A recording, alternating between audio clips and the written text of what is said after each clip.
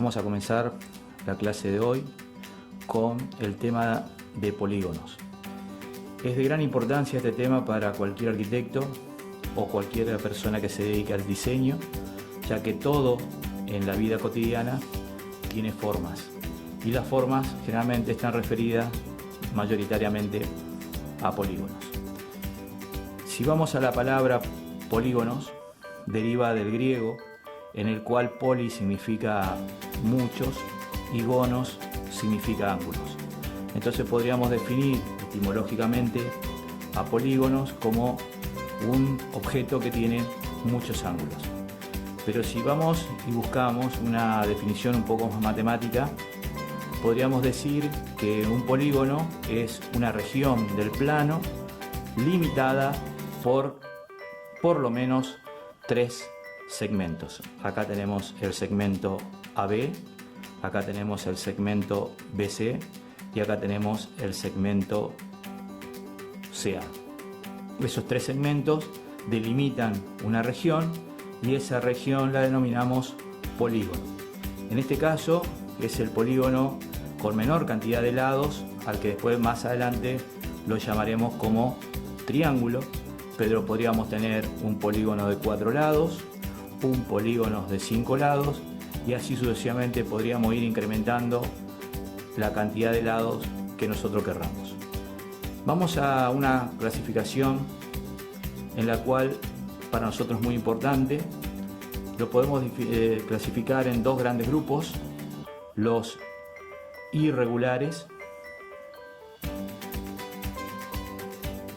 que son aquellos polígonos que tienen por lo menos un lado y un ángulo distinto al resto. Generalmente son todos los ángulos y todos los lados distintos. Y obviamente tenemos los regulares. Los regulares son aquellos que tienen todos sus lados y ángulos exactamente iguales. Bien, podríamos tener otra clasificación, como ser por ejemplo los convexos, en los cuales es aquel polígono que tiene todos sus ángulos menores de 180 grados. Y los cóncavos son aquellos en los cuales suele suceder que un ángulo del polígono supera los 180 grados. Y también podríamos tener los polígonos que nosotros consideramos complejos, que podría ser un polígono de esta característica, o simple, que directamente podría ser un polígono con esta característica. Ahí tenemos entonces, en resumen, con la cantidad de polígonos con los que nosotros vamos a encontrar, y ahora en un paso siguiente vamos a ver los elementos que tiene nuestro polígono. Vamos a ver ahora, como dijimos, los elementos de un polígono. Vamos a dibujar un polígono cualquiera.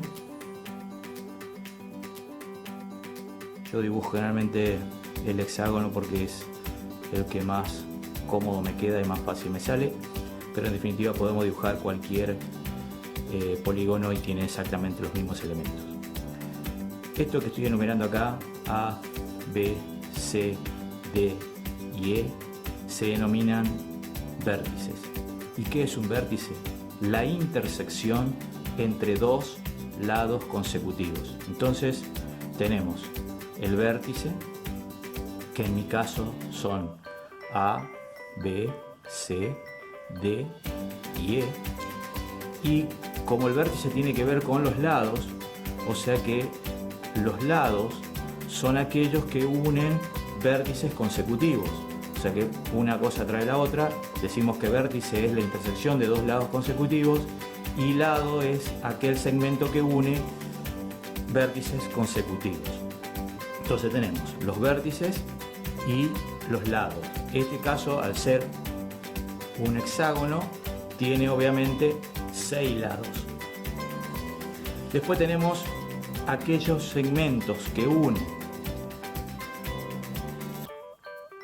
vértices no consecutivos se denomina diagonal.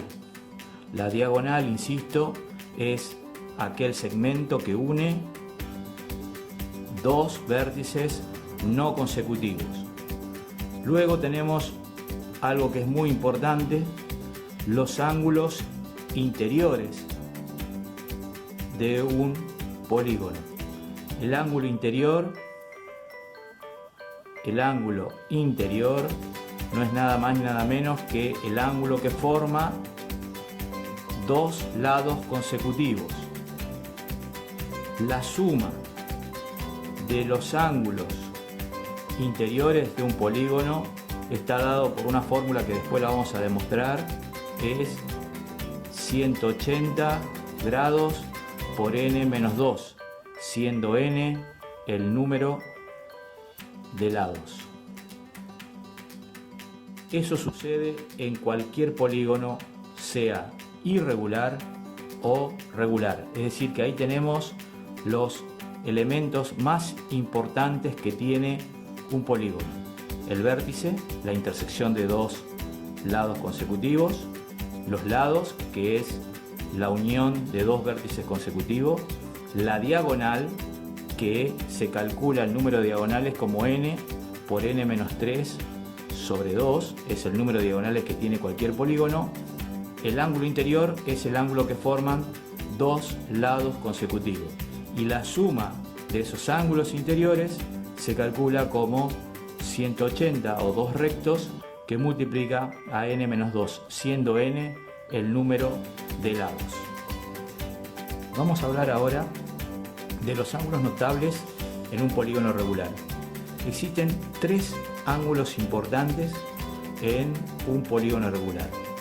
El más importante de todos es el ángulo interior, que es el que estoy remarcando acá, que ya lo habíamos definido en el paso anterior, en el cual es aquel ángulo que está formado por lados consecutivos. Acá he dibujado un pentágono, por tal motivo tiene 5 lados y por lo tanto tendrá 5 ángulos. Muy bien, ahí lo que está marcado entonces, que lo vamos a llamar alfa, son todos iguales por ser regular, es el ángulo interior. Entonces, en el caso del ángulo interior, que en este caso, si yo lo quisiera calcular, tendría que hacer 180 por n menos 2, eso me da la suma y lo divido por la cantidad de lados y me da lo que valdría cada uno de esos ángulos. Esta cuenta sería: a 180 lo multiplicamos por 3 y lo vamos a dividir por 5, y eso da un resultado de 72 grados, que es lo que mide cada uno de los ángulos. Vamos a hablar ahora, siguiendo con el tema de polígonos, con los ángulos notables en un polígono regular. En un polígono regular, como ya habíamos hablado anteriormente, se da que los lados y los ángulos son exactamente iguales.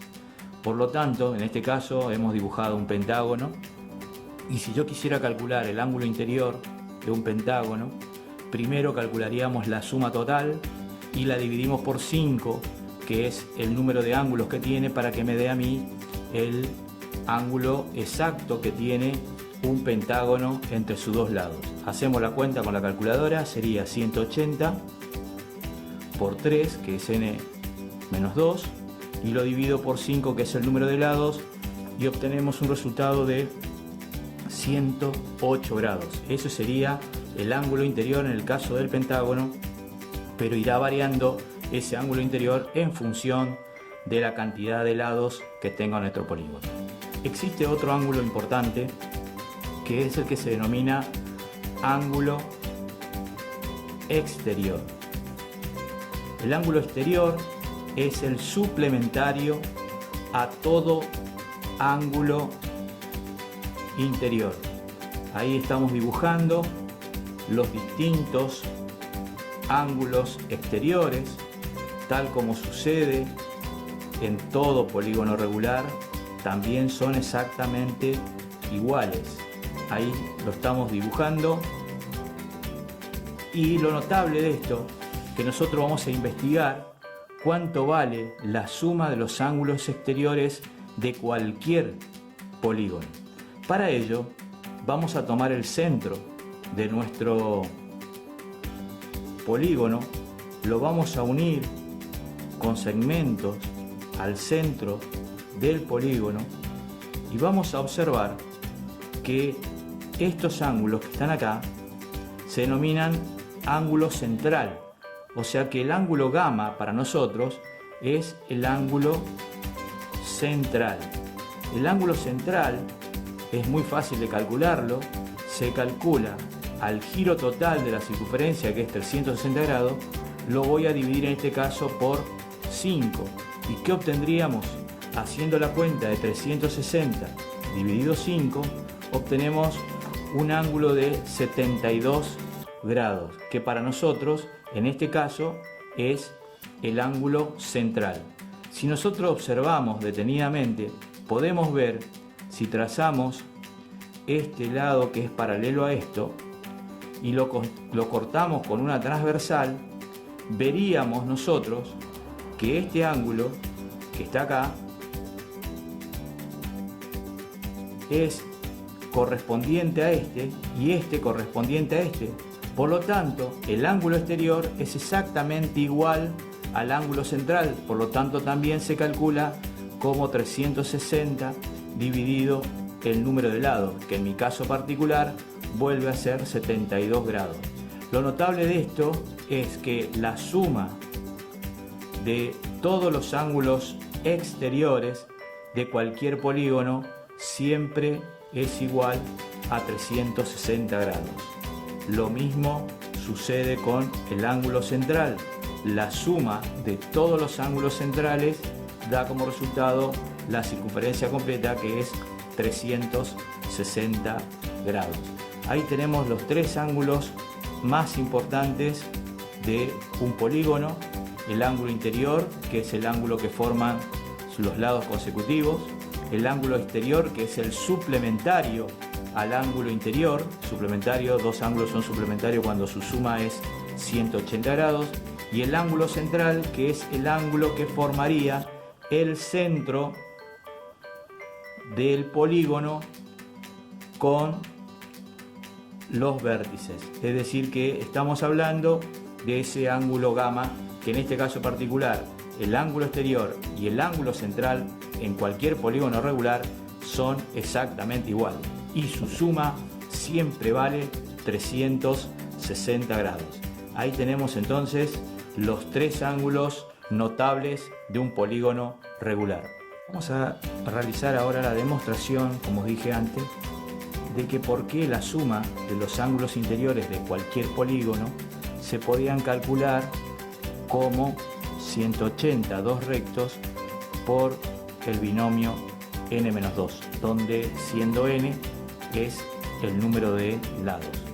Eso nace porque si nosotros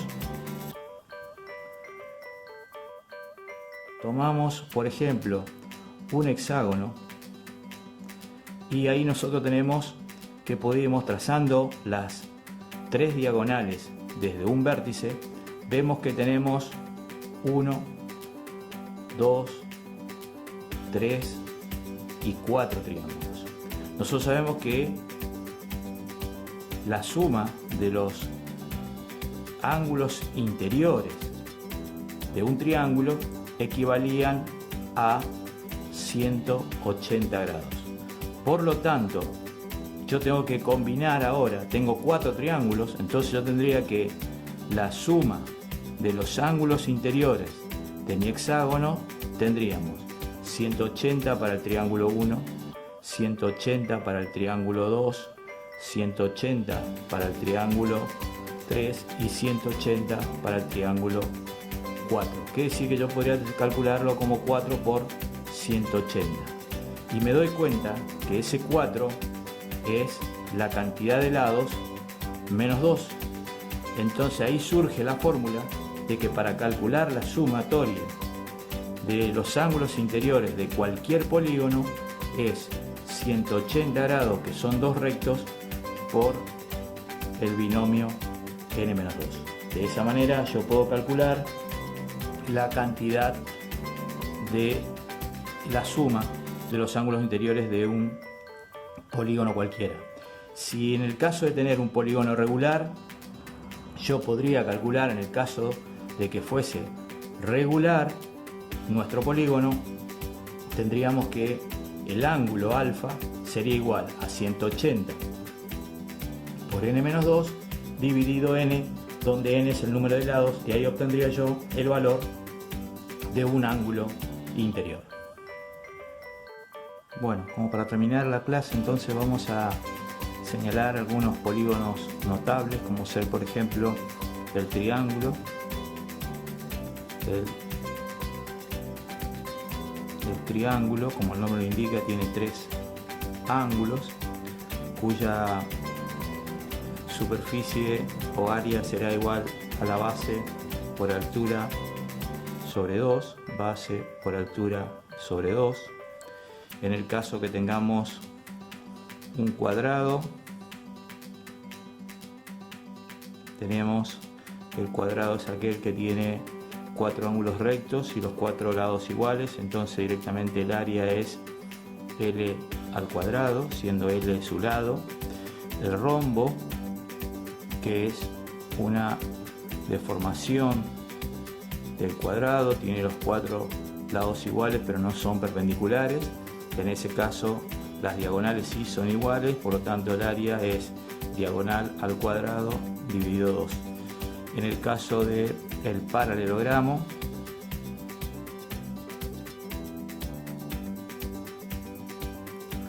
al ser una especie de rectángulo, tenemos la base y tenemos nuestra altura, por lo tanto el área será directamente base por altura. Como así también el rectángulo es un caso particular del paralelogramo, donde los ángulos son rectos y el área directamente es base por altura, donde el estudiante de arquitectura usará muchísimo esto, porque la mayoría de los polígonos con los que trabaja son rectangulares. Y podríamos adicionar el romboide, que es una cosa como esta, en el cual tiene una diagonal mayor, una diagonal menor, y acá tendríamos que el área es diagonal mayor por diagonal menor, todo dividido 2. Ahí tenemos entonces los polígonos más notables con los que nosotros vamos a trabajar. Bien, algo más como para terminar la clase de polígono, vamos a referir los polígonos respecto a la circunferencia. Por lo tanto tenemos dos situaciones distintas: un polígono inscripto o un polígono circunscripto. El polígono inscripto, como el nombre lo indica, significa que está en el interior de la circunferencia. ¿Qué particularidad tiene? Los vértices son parte de la circunferencia, es decir, que el único punto de contacto entre el polígono y la circunferencia son solamente los vértices. El radio de la circunferencia, en este caso, estará indicado por la distancia que hay del centro del polígono a uno de los vértices. En cambio, en el polígono circunscripto, como el nombre lo indica, significa que la circunferencia está en el interior del polígono y los únicos puntos de contacto entre la circunferencia y el polígono están dados por el punto medio del lado. Quiere decir que en este caso particular, la apotema de nuestro polígono coincide con el radio de la circunferencia. Por ello damos por terminado la clase de polígonos, pero recomiendo al estudiante a leer en profundidad la teoría que está dada por la cátedra, y si no, buscar algún libro que se refiere a polígonos donde pueda ampliar algunos conceptos que me he olvidado de dictar. Pero creo que con esta clase el estudiante tranquilamente podrá resolver sus ejercicios de la guía práctica. Nos vemos en la próxima clase.